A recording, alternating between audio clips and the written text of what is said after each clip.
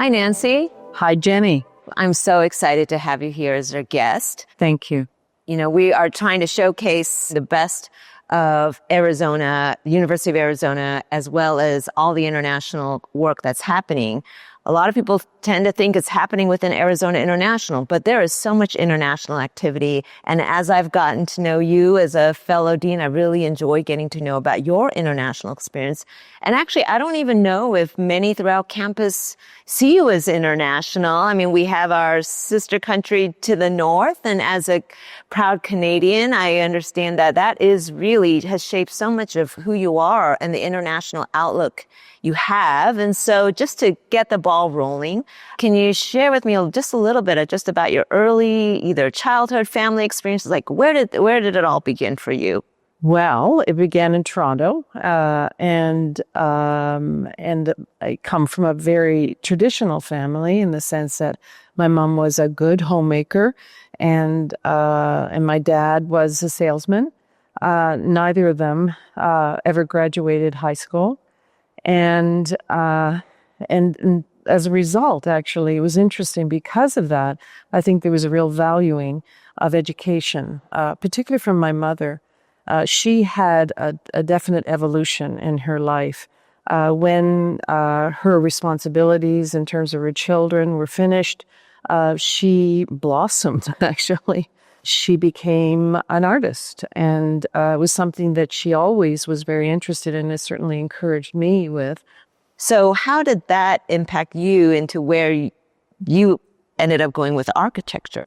You know, I'm a very visual person, so I think a lot of architects and designers are that way. I'm always observing. And so I think that was just something that naturally came forward. And there must be something, some other layers that I think a non-architect wouldn't really appreciate.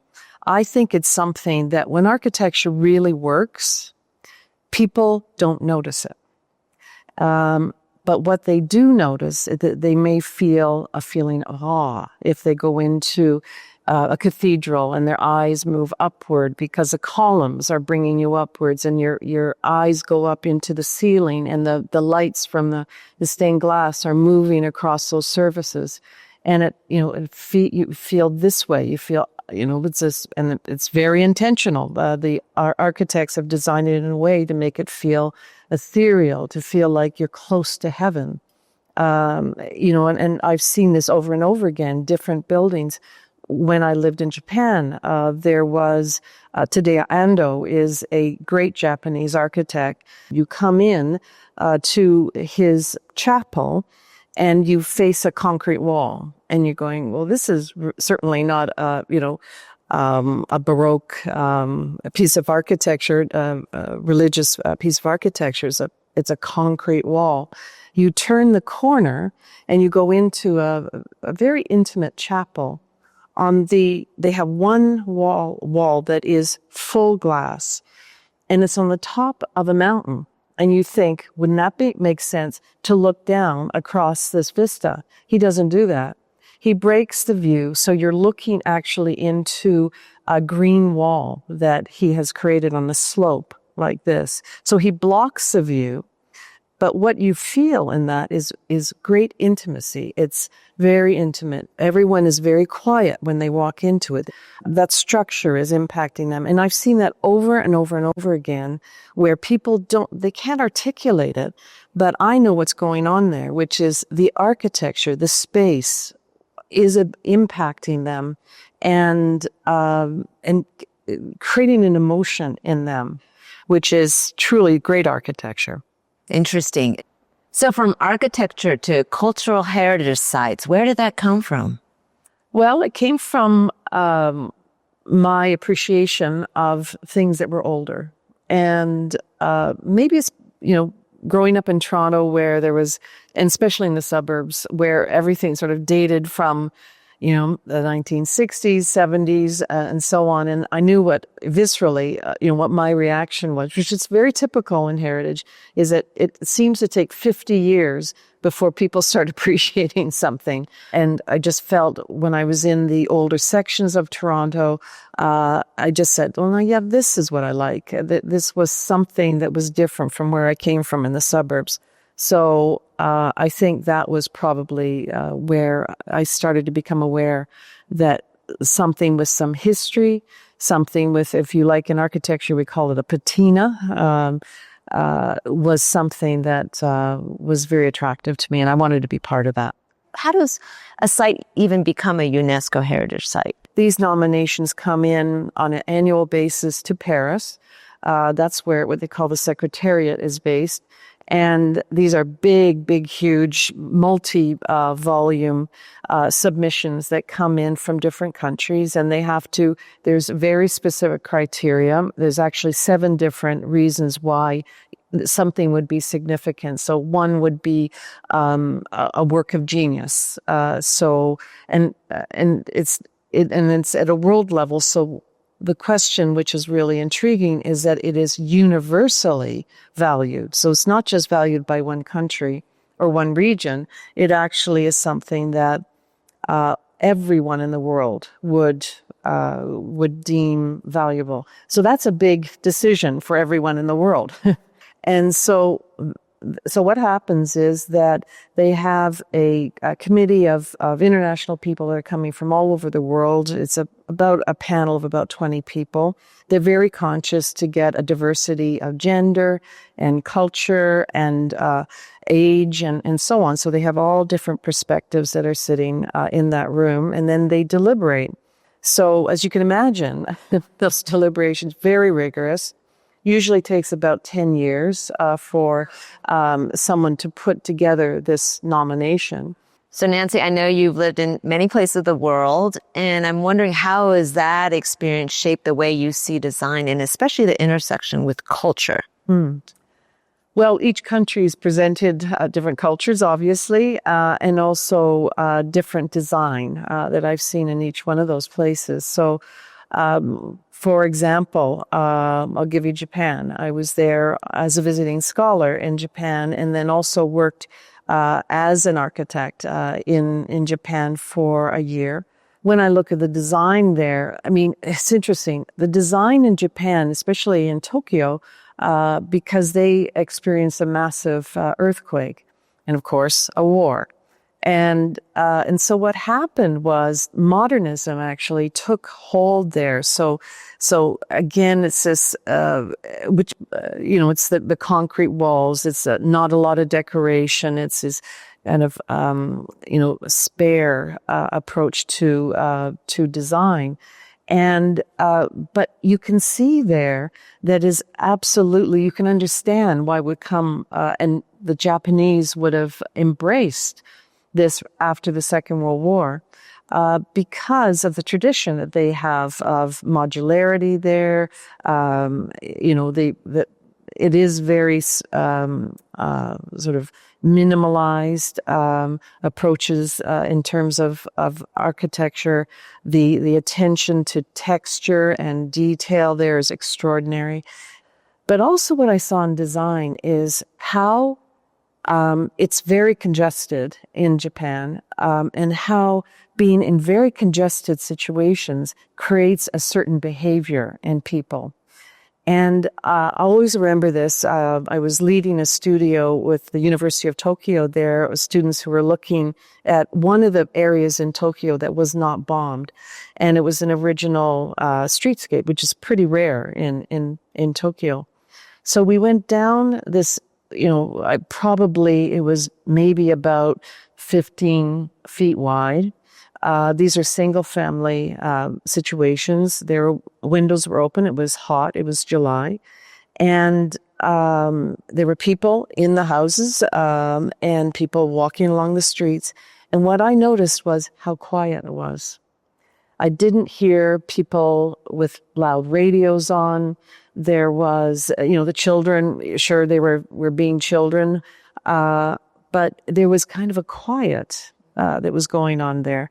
And I understood then that within that community, there was an expectation of a certain behavior, which is you are very respectful of your neighbors because you're living in very tight situations.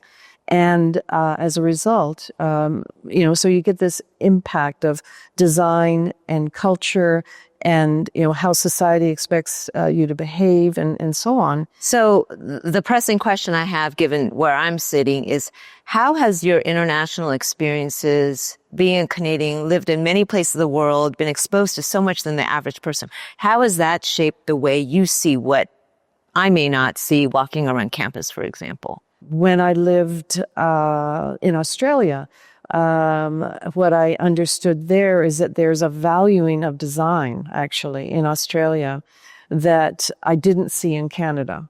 And I saw it expressed in terms of urban design. I saw expressed, for example, in Melbourne.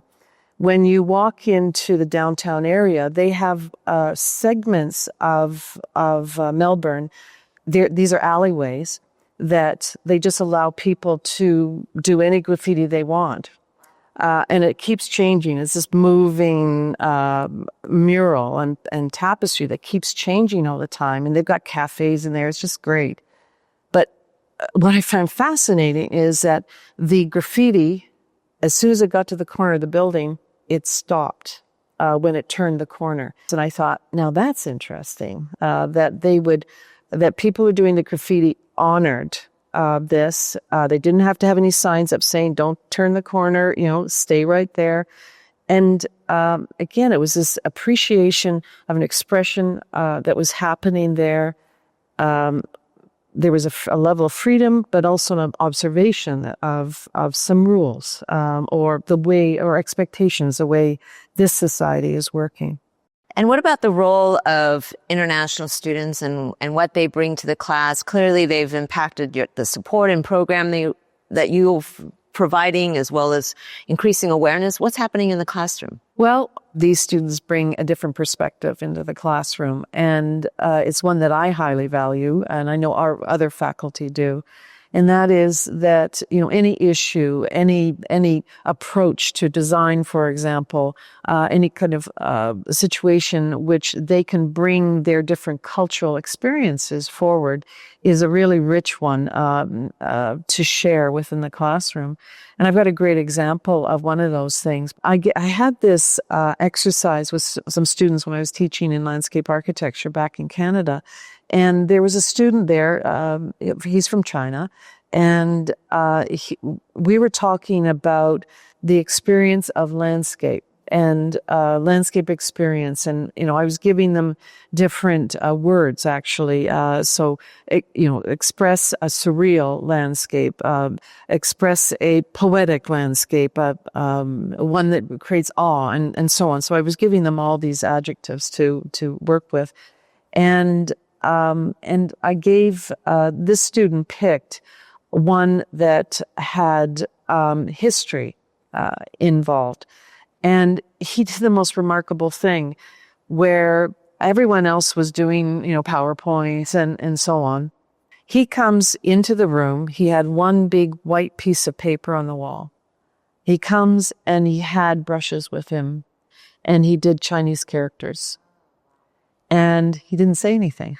He just did this character. And everyone's sort of waiting for the punchline. And then he proceeded to tell us what we were looking at.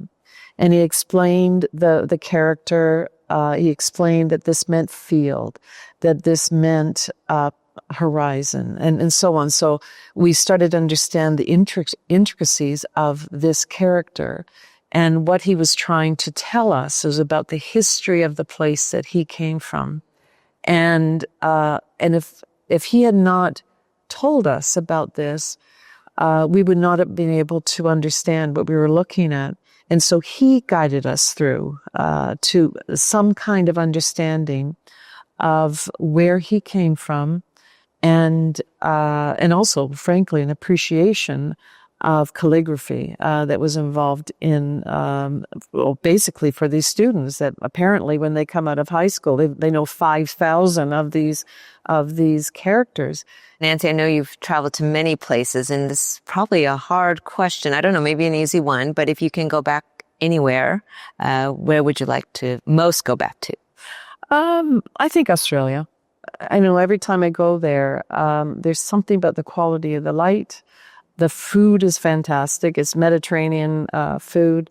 We lived very close to all the wine production in South Australia, and some very good Shiraz and good Sauvignon Blanc, and and so on and so on. There's just a lifestyle there that is. We lived on the beach. Particular city that you especially? It was in Adelaide. In South Australia. But, honestly, each city in Australia has a very different character. And I look forward to exploring more of Australia. Okay, I'll add that to my list. Thank you. So we've talked a lot about what's happening in other countries and other parts of the world. What about here in Arizona, even on this campus? What do you especially appreciate about design? Well, there is a very rich history here of design. It's called the Arizona School. And it is one that is expressed, a modern expression, which comes out of this place that talks about the Sonoran Desert. So Arizona School not being an academic school, but it's a school of thought? Yes, it is a school of thought. It's a kind of design approach. Oh, I never heard of this. Yes. Okay, tell me more. And it's one that I had not really heard about until I started taking up this position and living here and so on, and learned the history of this. And there are many great practitioners that are associated with that, and including many practitioners who are working in the college. And it's one that is a modernist expression. It is one that takes the textures and the colors from the desert. So what are some particular features? Well, a lot of it has to do with enabling people to look out into the desert. So you'll see a lot of this in the foothills, where there are balconies built or terraces built that allow people to move out into the outside and look beyond into the desert. It is one where you don't have it's desert and then building, so it isn't like you have any kind of transition there. It's very much a part of this place. There is, of course, it's evolving now in terms of its interest in, and the designer's interest in, energy conservation and how we're dealing with water. How do we deal with passive cooling of a building? So like one of our buildings on campus, right? Well, there's some great buildings on campus. And it's interesting, when I interviewed for this position, the first thing they did was a student of architecture took me around to the iconic buildings. And there's many of them here. So I know ENR2 is well known. ENR2 is a fantastic one by Richard and Kennedy. They, in fact, just helped us with the renovation of our building. And it's state of the art in terms of natural ventilation use and monitors and sensors and other things like that we use and teach the students about the movement of air and temperature and so on, and humidity. And that's a great building, ENR2, but ours is one. It's an interesting approach because we see the building being used as a pedagogical prop. What is your building called, for those who don't know? We call it the West Building. We have two buildings, East and West. Not very inventive in terms of how we've named them, but these are the Capella buildings that we have. I think about the Tree Ring building, which is on campus. If you haven't had that chance to, and it says Tree Ring when you come up to this building. There's a new buildings that they're building right now for optical science, and the research building that's back there. What I really like about that is how it mirrors but doesn't copy the building, the optical science building that's on the mall. So it sits behind it, but you can still see its presence there, and it's kind of created these interesting spaces between the two buildings. And the one I just love is the Health Sciences Innovation Building. And I really love going to events there, especially when they can open up the whole wall of that. That's incredible. And really capitalizing on what we have here in Tucson, in Arizona, the ability to live inside and outside, and how we can really break down the barrier between inside and outside. I will definitely have a different lens when I'm walking around campus than I did before this time. Thank you. You're very welcome.